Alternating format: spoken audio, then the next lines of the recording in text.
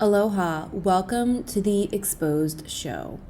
I am Molly Willson, and I am here to expose you to information and new ideas on alternative ways of living. On this podcast, you'll hear from some pretty cool guests who talk about personal development, health and wellness, spirituality, and relationships. I hope to share with you valuable conversations that build perspective and support your personal journey towards a life of meaning and more.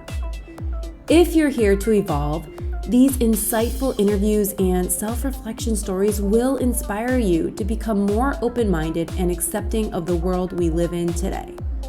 So make sure you subscribe to the podcast and stay up to date on what's being exposed.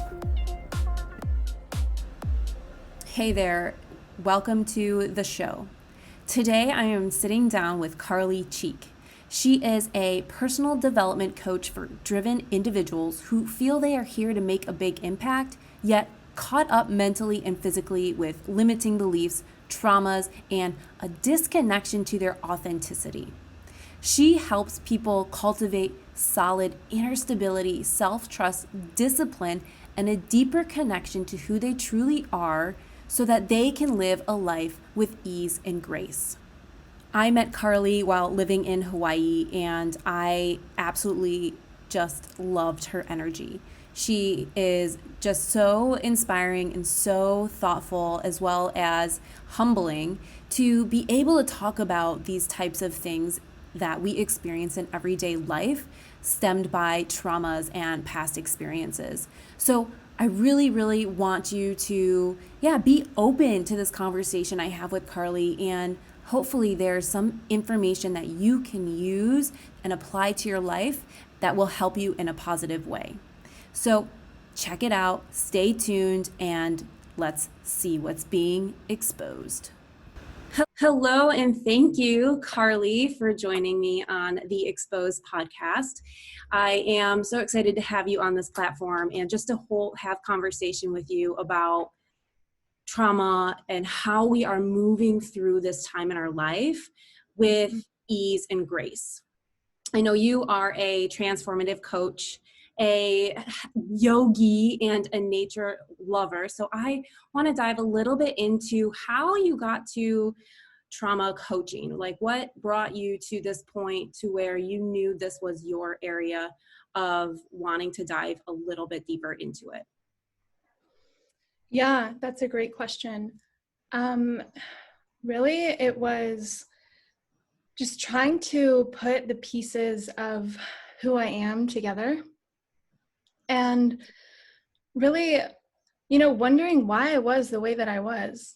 Like, super curious of, why do I have these patterns? Why do I have these habits that I can't get rid of, and in the ways that I react or the ways that I respond to certain triggers? And so I dug a little bit deeper and realized, wow, there are a lot of traumatic imprints in my being, energetically and physically. So yeah, it really got me doing this deeper work and moving into the somatics of it all, and moving into healing holistically too. And I don't have like a crazy traumatic background, like not the worst of the worst, but I was raised in a household with divorced parents, a half brother. I was molested and raped when I was younger. So like there are some things that happened that really caused me to disassociate from my being and have a super unregulated nervous system early on, which led to tons of digestive issues and stress and an inability to keep a solid, healthy relationship. And so that's really, I was like, I need to look at this. I need to fix this because I want to be happy. I deserve to be happy. I deserve to, create intentionally with this power that I have as an energetic being here, connected to my free will and source. And so that's really what led me down this path of diving into trauma healing. That's amazing. And I think a lot of us do experience that, at some point we have this revelation of like, okay, something I'm doing in this world or something that I'm programmed to believe is not me, and I need to do something to change it. So you talked about traumatic events or if that affecting your nervous system. Yeah. Can you just define like trauma and what that is for people? Because I know for myself, I used to think that trauma was like a big event, or like, Yeah. I experienced that myself where I didn't have like any big event happen, but I know like little things over time definitely like woke me up to seeing again those habits and patterns that weren't really me. So can you explain like the range of trauma or how somebody can perceive that as in their central nervous system? Yeah. Yeah. So, I mean, you've probably heard there's the big T traumas and the little T traumas. And the big T traumas are, the things that we think are, the cliche traumatic events, like, witnessing murder or suicide or, being physically abused or raped, those types of things. But there are other levels of trauma that are much smaller. And in fact, trauma is not actually what happened. It's not the circumstance or the event, but it's the way that it impacted our system, our nervous system, our psychological system, right? Everything at an energetic level has been impacted by this event. And if we were unable to process it in that moment when it occurred, it becomes traumatic. And we end up doing a few things like fragmenting parts of ourselves, right? Or disassociating from our bodies, like our bodies are not a safe place to be. So we may be more mental, or we may totally have no sensations or feelings during sex, things like that. We just detach from our bodies because they're not safe to be there, right? Due to a traumatic experience. So what I'm getting at is really the trauma isn't what happened, because the smallest things could happen. But if you are not able to process what happened, like a parent yelling at you or leaving you to cry by yourself when you're younger, and you're not able to self-soothe, right, regulate your nervous system, then that is going to leave a traumatic imprint on your being, physically, mentally, emotionally, energetically. And this is where we tie in the nervous system. And really having a regulated nervous system allows you to ground into your body and allows other processes to occur, like emotional processing, to integrate the event and not leave a stagnant energetic imprint of the trauma. But when we are hypervigilant or we have an overreactive nervous system, we're not able to do those processes. We're not able to digest food. We're not able to breathe deeply. We could get constipated, have digestive issues, like I was saying, and not process our emotions. So not process the event that happened. And that's what leaves a traumatic imprint. And that's the relation to the nervous system and all of that. Wow. Yeah, no, I 100% agree. I think that, if we can take that step back and recognize our own symptoms and signs of trauma or stress, or however our body interprets that, we can really like do some deep work and ultimately like move through those without I would say more holistically, right? More holistically.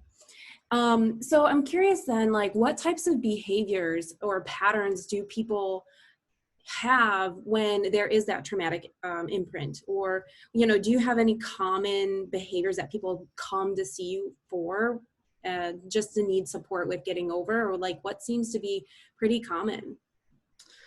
Definitely a lot of anxiety, definitely a lot of stress, depression, panic attacks. Had a client who suffered from panic attacks and depressive episodes, as well as just disassociating and not making the best life choices, as in being addicted to things like TV, like social media, like drinking, right? And addiction is not necessarily my specialty, but that is, a byproduct of not being able to be safe in your own system and in your body. And so you're constantly wanting to disassociate and detach, right? Because you can't. The word is escapism, right? Yes. Yeah, it's like that tendency to reach for something else that's not, allowing yourself to experience what is actually present. Yes. And, we are creatures who move towards pleasure and away from pain. Yeah. So that's a lot of the times why we escape, why we disassociate, because it's not safe and it doesn't feel good to be here right now, right? And so we're like, watching my favorite TV show feels really good right now, instead of facing the level of stress that I have in my life from my divorce that's occurring or losing my job, right? And so we escape and we disassociate from the reality. Yet, if we have, the tools, a regulated nervous system, right, a support system like a mentor or conscious friends who are into this work as well, you can actually be present with yourself and in that moment and be able to process what's coming up and not feel the need to escape or disassociate so much. So why do you think people don't do that? Like, why do you think, what's the barrier? What's the limitation? Maybe it's the belief that's keeping them from, doing this work? Is it just fear of the truth? I mean, what do you think is coming up for people who do have these blocks? Yeah, that's a great question. Well, it ties back to, the fact that we are creatures who move towards pleasure, away from pain. So this here moment, if I'm experiencing lots of stress or depression or anxiety, I don't want to be here. This is uncomfortable. It doesn't feel good. So that alone, makes us want to not be present with what's occurring, as well as the beliefs tie in. Beliefs like, emotions are not okay to process, are not okay to feel, not okay to express, right? And so that starts playing and we're like, oh, anything but that, like get me out of that state, away from that, because it doesn't feel good. And honestly, I don't know what to do with it. I don't know how to handle it, right? And I was told that anger is not okay to feel, not okay to express. So all these things come into play. And that usually happens very early on when we're conditioned to think that way, believe that way about those things. So then it becomes a habit of us dissociating. And it becomes even harder to put in to practice this new way of being, right? This new way of, oh, I'm actually going to sit with this uncomfortability. This is new. This is interesting, right? But there's that resistance because we've built that habit, that pattern of disassociating for so long as well. Yeah, and I think this is really interesting because I know that there's like a fine line between pain and, resistance versus pain and, growth. There's a pain we choose to be present and a pain that we choose to learn from and move forward from. But then there's also this pain that we experience that's just not good for us. But like, how do we distinguish the difference between pain that's like uncomfortably sitting with our emotions versus pain that's like traumatizing? Does that make sense? I'm wondering what you mean by pain that is like that we would move towards. So I'm going to use a different word, I guess, suffering. So there's like a way that we like suffer by choice because it's, we're feeling uncomfortable about something, even though it's good for us, right? So like we're kind of just pushing ourselves out of the box a little bit to experience like uncomfortability, to grow. But then there's also this pain to like, or suffering, I should say, to that like kind of is more of us doing something because we believe that that's going to help us. Yeah, I would say in the moment, I guess that goes back to the pleasure and pain. Yeah, and that also ties into that saying that like pain is inevitable, but suffering is a choice, right? And if we have these habits of perpetuating suffering for ourselves, like we believe that, life is shit, that we can't trust anyone, that, I'm not worthy of making the $1 million that I really want, things like that, whatever that is, we're going to perpetuate that and create our own suffering in that sense. But on the other side of the spectrum, you're right. I wouldn't say the uncomfortability of stretching and growing outside of our current comfort zone is necessarily pain, but it's more so you're expanding, you're growing. And amidst that, you're going to experience all of these symptoms physically, mentally, energetically that are going to test you. Your limiting beliefs are bound to come up, right?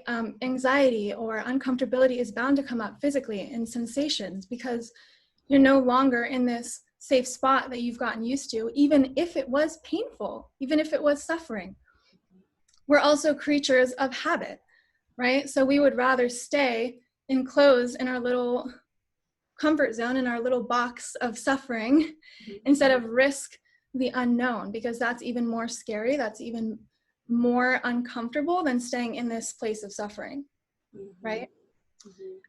But I would say the most important thing about moving beyond your comfort zone, which is, I tell this to my clients all the time, is that expect to be uncomfortable. Like you're getting out of that space that you've been in for so long that has become comfortable to you. Expect to be uncomfortable, but remain grounded. And by that, I mean remain being present with what comes up for you in your body, the resistance, right? Being super in tune and utilizing your mind-body connection to stay grounded in this centered place, right? With your lower energy centers on fire, your willpower ignited, using that to continue moving forward through the fear, through the uncomfortability of things shifting and you expanding and evolving. I love that. Yeah, no, that's great. And I really appreciate what you were saying about going back and like grounding in, because that's something I tend to be very airy-fairy, like anxiety if I got too much going on. So it is literally like me taking a step back and like sitting on the ground and, using that connection with the earth to just like make me still and make me present. So what are some tools and some strategies that people can use to do that if they are feeling this anxiety or are feeling like, the fear of the unknown, or anticipating trying to work through shadows or, these darker emotions? What do you suggest that they try to do to ground back into their bodies? Okay. Well, the foundation for every single healing modality is breath, awareness, and presence, right? So as long as we have those three down, we can move forward and actually integrate any type of healing modality that we apply. Any type of subconscious reprogramming, whatever tools you want to use for that, right? Any type of, whatever, any healing modality. So what I would say to this is, as long as you are focusing your awareness on whatever you're trying to process, and I really like to do this with somatics. So processing using the mind-body connection, which entails bringing your conscious awareness to physical sensations in your body, right? And not just becoming aware of it, but the next step is to bring your breath to that space, which consciousness follows breath, which then leads us to presence. So if we can stay focused on this place, on this sensation in our being, in our bodies, and breathe into it and be present with it, that actually allows processing to take place. We don't have to use a ton of, mental activity to do these things. And that's a huge thing that I want to emphasize, is that there's so much talk about mindset these days. And mindset, it's huge and it's important, but we are physical beings. It takes embodiment. It takes being present and grounding these mental changes, these subconscious reprogramming efforts into this physical body, which is why I'm a huge fan and I utilize somatics in every single, modality that I apply, anything that I do with my clients, I'm using somatics. And so, yeah, I just yeah, love, yeah, I'm shaking my head the entire time, like, yes, because that is like what I feel like a lot of people forget about or think too much about. It's really, that's what it is. We overthink these things when it is so simple as like, no, you don't need this all the time on. So just turn your mind off and really like focus on the body and being present to that sensation, that emotion, and that does the healing. I 100% agree. Because, you know, just giving yourself that space, the safety to feel, allows the nervous system and the production of hormones to actually be like, oh wait, okay, I can actually heal my body. I can move through this at a cellular level.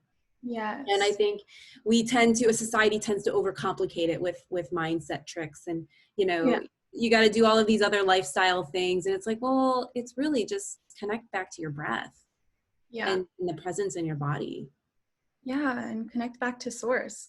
I mean, Yes. that is like our streamline energy channel, you know what I mean? Like that is what fuels everything here. Mm-hmm. You Yeah. know, that is our ultimate safety net. Mm-hmm. And I want to mention that a lot of the times, you know, people struggle getting out of the mind and into the body. And they're like, well, what do you mean by that? How do I do that? You know, and I've even experienced this with clients where I'm like, okay, let's do a body scan. And they're like, okay, I just feel relaxed right now. Yeah, things feel good.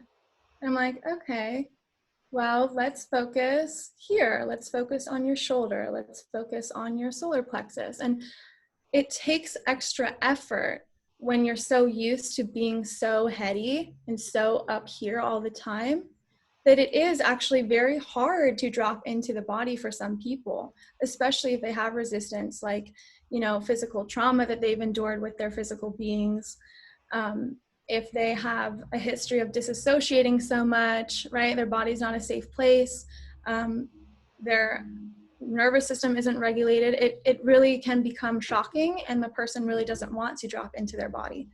So it's very nuanced what we're speaking about, and how I work with specific clients and their specific needs, Mm-hmm. because sometimes it takes a little extra effort, a little more time, and just taking the steps very slowly and practicing really grounding in first with our breath, like you were saying, and regulating the system so that when we do drop our full awareness into our bodies, we can handle what's going on there. So we don't go too far to the other side of the spectrum and completely re-traumatize ourselves and not be able to come back.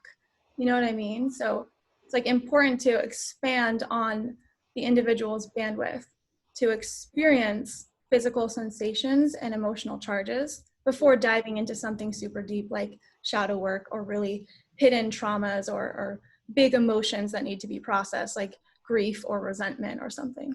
Right. No, that I 100% feel that too, because even for myself, like trying to do the shadow work on my own, it's like, wait, but I'm stuck in this feeling of, you know, whatever it was I was working through. And so I know how important it is to have like a practitioner or support or a mentor, coach, somebody with you through that process, because you know, we think it's easy too, right? Like, oh, I'll just forget about it. Let me just tap into my body and like meditate it through. It's like, no, because like you need a space to integrate. You need the space to allow healing. And if you do move, like you said, and you know, if you move through it too quickly, you're just going to end up back where you were. So, what so you talk about somatics a bit. For people who don't know about somatic work or what that might entail, can you explain it a little bit? Yeah, so somatics on a very like simple level is really working with the subtle energies of the body and our energetic field, right? So everything's made up of energy. We're all energy, la la la, big surprise, right? Yeah. And so somatics is really working with these subtle energies that we can tap into, Mhm. and also the physical sensations that we can be receptive of with our physical bodies. Like grab your arms right now and Mhm. actually rub them, and you can feel what that feels like. Mhm. And this is actually very soothing for our nervous systems, Mhm. right? And so we use somatics to really incorporate the aspect of embodiment. And for me in my practice, that's how I bring in the holistic, approach to trauma healing and to transformation that I do with my clients, right? So somatics and embodiment is a key factor in that, right? Along with, the mindset work, like we're saying. And then somatics too ties into emotions. So underneath sensations, underneath physical sensations are actually emotional charges.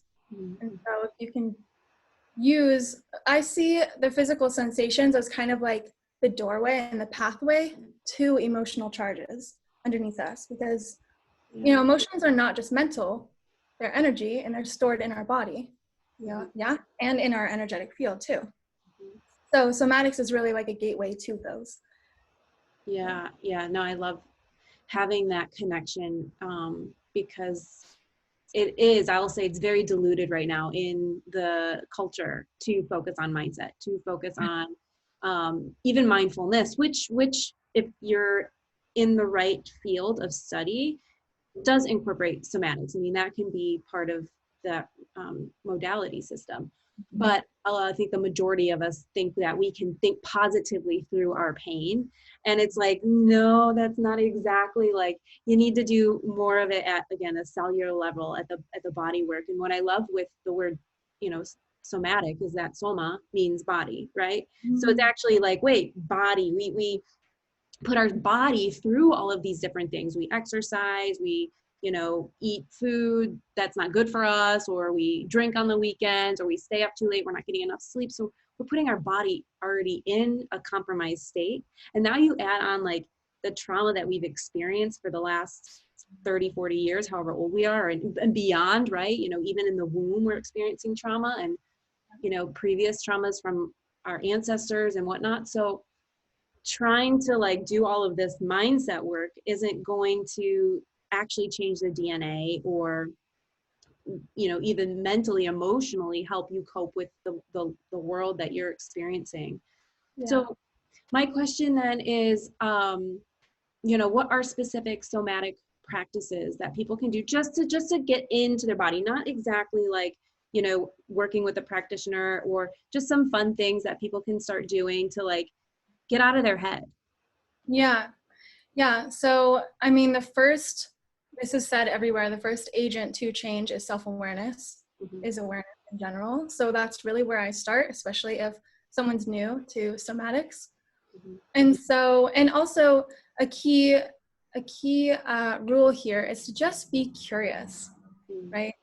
Like I know so many people put so much pressure and seriousness on, okay, I'm trying this new modality, I'm going to do this tool because I need to process this goddamn grief, or, whatever it is. And they just kind of work against themselves when they're in that place, because they're evoking new emotions, and, that could turn into self-shaming if they don't do the process, quote unquote, right, or, whatever that is. So I say, leave all of that, leave all that at the door. And when you're introducing yourself to a new modality, start with curiosity at the forefront, right? And there's no right way, no wrong way to do this. We're exploring new territory, which is our bodies, right? So we're just here to explore, just here to get curious, just here to know what's in this. What is this being holding energetically, emotionally, and how can I, establish a deeper relationship to that, to myself, right? And so curiosity is the way to do that, so that no other emotions or beliefs are, impending or like interfering that, right? So first things first is to just bring your awareness into your body. And as we know, consciousness follows breath. So if you can just sit still, I have all of my clients, when I introduce them to somatics, to start doing body scans a few times during the day. And I have them set a little alarm on their phone, or set up trigger points. Like I had this client who said, when her phone goes off, it triggers anxiety for her. She's like, I don't like the notifications. I don't like the alarms. So I said, okay, here's another option. So if you're someone who's listening and they're like, I don't like technology or I don't like alarms, then you can set up what is known as trigger points. And that would be to train yourself every time you walk through a doorway or brushing your teeth, doing the dishes, get in your car, you remember to do a body scan. And so a body scan, as simple as it is, remembering that we're just being curious and we're exploring. And whatever we find in our bodies, we're not going to initially try to change or transform, because we're not ready for that. We need to get familiar with our bodies, right? Using curiosity, we're just dropping into our bodies with our conscious awareness, which would be our breath. Our breath is the little transporter of our conscious awareness. And also, visualizing and just closing your eyes and moving around different parts of your body. So I always say, start at the head and then move over to your left ear, move over to your right ear, and just tune into how it's feeling. And we're really using our sensory perception here, our felt senses, right? So we're not thinking about what's going on. We're feeling what's going on. And if this is hard for some people at first, I have them put their hands on certain parts of their bodies, because our hands are kind of like magnifiers of energy, right? Mm-hmm. And we can feel it outside of ourselves before we can feel what's inside of ourselves, So if that helps, put your hands on parts of your bodies when you're doing the scan, and just tune into what you feel when you do that. Mm-hmm. And go all the way to your toes, all the way through your centers, right? So through your root chakra, solar, heart, throat, crown, and feel what that feels like, and just see if you pick up on anything. And that's just getting the person familiar with feeling, right? With their sensory perception, getting the person more comfortable with accessing their bodies, because we're not staying there for an hour. A body scan is literally a minute tops, doing this for a minute. So it's a quick introduction, so you can then regulate yourself after, and not, doing those small intervals, you're not creating a space to re-traumatize yourself or go into something super deep, right? Because remember, the point of this, when you're introducing yourself to somatics, is just curiosity. You're just exploring and getting to know what's going on in your body. Wow, you're like, I'm again shaking my head the entire time, like, yes, this all makes so much sense to me. I do a lot with just sensory exposure and sensory awareness with, people across the lifespan. I'm excited. I'll be getting back to work with kids this year in the school system. And I know that tends to be a really big hot topic is, kiddos with sensory issues. And it's really tapping into all 5 senses and more. We know that there's like 8 or 9 plus at this point that our body does experience. So, things like touch, visual, like see, smell, taste, hear, all of these senses, like when we bring, again, that awareness back to our bodies in those 5 senses, we can really, reprogram the cells, reprogram our nervous system. And then that ultimately helps us move through day-to-day experiences of stress or even anything more overwhelming. Mm-hmm. So, yeah, my gosh.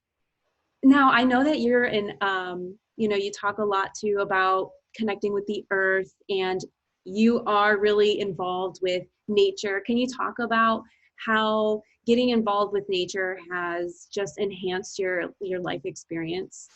Thank you for asking that. Yeah. I just got goosebumps.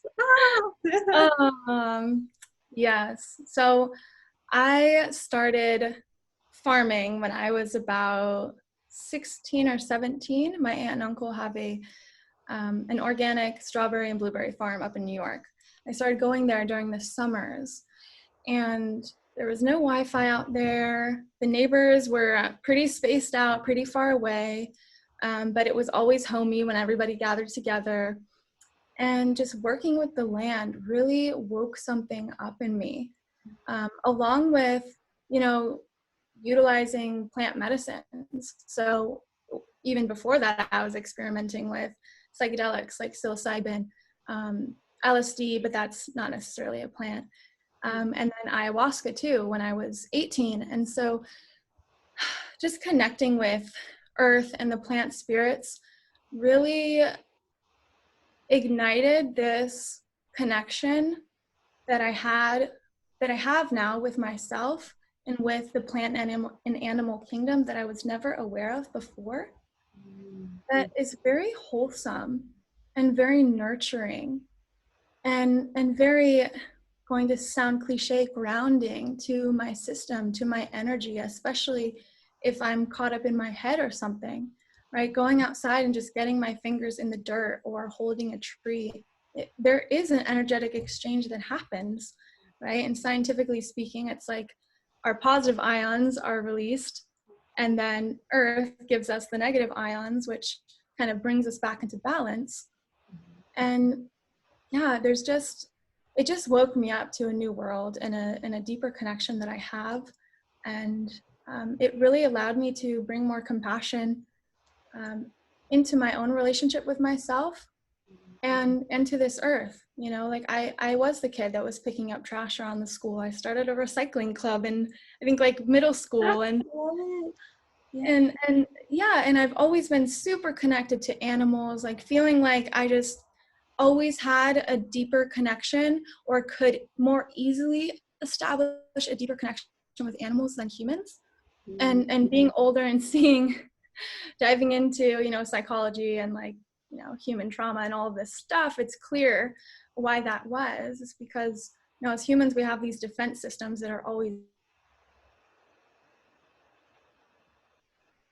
mental, emotional blocks that are kind of at the forefront, but more so subconsciously, but they're still playing out and influencing our relationships and how we show up in the world. And so as a young child, it was way easier, and still today, you know, I find it is way easier to connect with plant spirits or animal spirits, because they don't have those blocks up, they don't have those walls, they don't have defense systems. They're just like endlessly loyal and loving and compassionate, you know. And it's like you can connect to source so clearly and so directly with the plant kingdom and with the animal kingdom, right? And then it's like, wow, okay, I can do that through medicine, I can do that through animals, can I do that through myself? And then learning, okay, through meditation, through breath work, through all of that, yeah, actually I can connect to source on my own. And that's just been such a game changer for me personally. Yeah.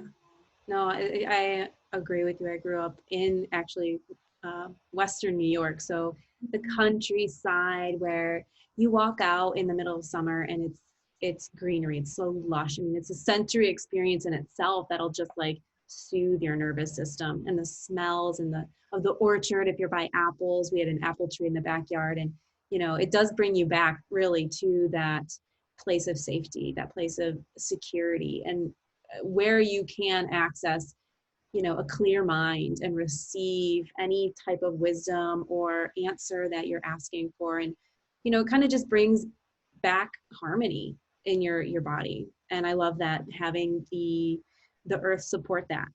I mean, Yeah. that and what's so amazing is that everybody has access to it. I know, like, even if you live in a city, you have access to nature somewhere, or you know, you can start a garden in your home. You don't need a whole outdoor patio or space to start a planter, and just to fill your environment with greenery. And maybe you have the availability to have a pet or a cat, or some sort of company that is, again, like you said, not threatening. You know, it's safe to be just there with you. Yeah, and I think something that we're getting to with this is the importance of connection. And, you know, realizing that a lot of people are cooped up in their apartments right now in big cities without much access to the natural world, meaning, you know, earth in its natural, raw, organic form, and animals and friends and community. And so with that, we become more and more disconnected, right? Which isolates us. It creates loneliness, which is like as most of us know by now, very detrimental to our physical and mental health, right? Being lonely and being out of community and disconnected to our surroundings, right? And because that ultimately disconnects us from ourselves, because, you know, not to get too woo-woo here, but we're all connected energetically. And if we detach and disconnect from the outside world, what does that leave us with? You know, we end up closing those channels. And so we ourselves become these like vacant, hollow vessels almost. And it causes our, you know, it causes mental degradation to an extent. You know, it has the potential to do that. And so talking about connecting with plants and farming, or maybe just growing herbs in your kitchen window, like those types of things establish connection. We're branching out, we're exchanging energy, right? And we're learning from these connections unconsciously. It's just an energetic exchange that occurs, and that allows more chi, more life force energy to flow through us through these connections. And that's ultimately healing. We need that life force flowing through us. See what I'm getting at? Yeah, 100%. It makes so much sense. I love that. And I think, you know, what you were saying about isolation and what we're experiencing now, it is that factor that, you know, we don't have these options, or quote unquote, we don't have the option to live our normal lives and be exposed to nature or things like that. But there, you know, and that alone, I think, puts us in a programmed mind to go back to, again, this escapism. Okay, what is that? How can I access like immediate pleasure or, you know, connection to myself? But, you know, in the long run, that's not even what it is. Again, it's Right. those tendencies, those habits of default that we go back to and revert when we are feeling disconnected.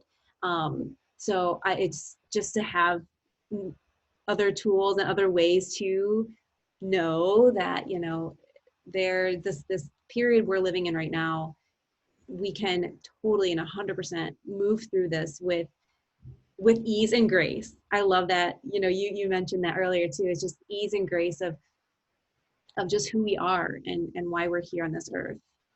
Yeah, absolutely. It's been, Karli, it's been an amazing conversation. I told you I got goosebumps already. I've been like sitting here like agreeing and totally getting all of the good vibes from it. And I just want to say thank you so much for coming on today. And where can people find you? How can we connect with you and learn from you?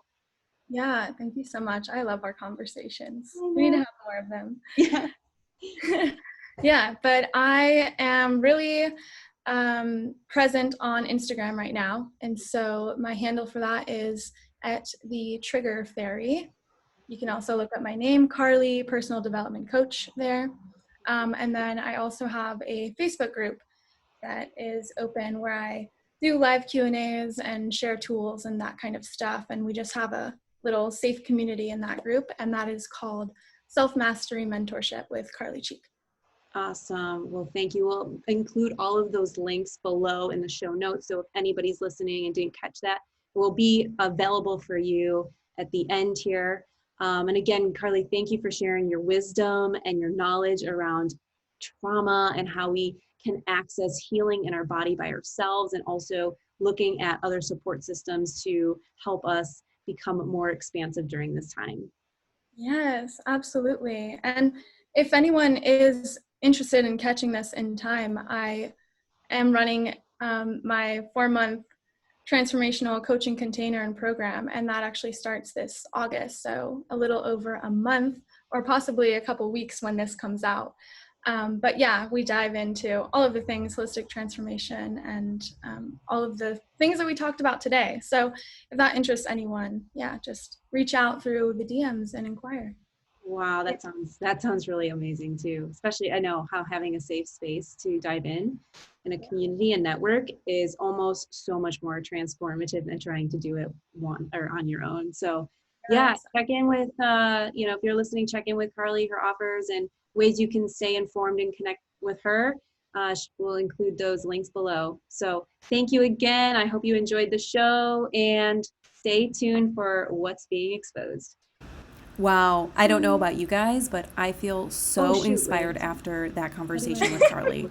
Talking about our nervous system, our traumas, and then ways to cope with that really can put us, moving in the right direction. So I hope that it helped you put some language to what you're feeling or what you may be thinking and offered you some strategies to help move through it.